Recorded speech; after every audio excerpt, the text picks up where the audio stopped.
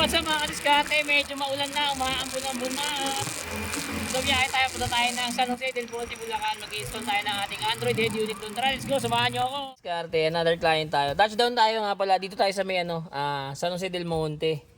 Ayan, ito, Mitsubishi Adventure yung gagawin natin. Ito, ayan, 7 inches yung gusto ni Bossing dito para stock pa rin yung tignan yung pinaka stereo ni Bossing. So ayan, nabaklas na natin to actually kanina. Ngayon, ito na lang. Yan. Nakita nyo naman ako paano baklasin itong mga to. So, sundan nyo na lang yung mga naunang video natin. Okay, tara, baklasin na natin ito. Gawin na natin. Mga diskarte, tapos na tayo. Yan. 7 inches yung inavail ni Bossing para sakto lang dito sa mismong dashboard nung panel nung Adventure. Siyempre, kasama pa rin sa package natin yung reverse camera. Yan.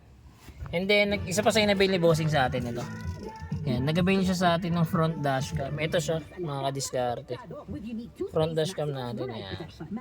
So yan, malinaw din yung front dashcam natin. Recording na yan. Pwede mo siyang i-replay, yan. Yan. Replayable na yan, mga kadiskarte. Yan.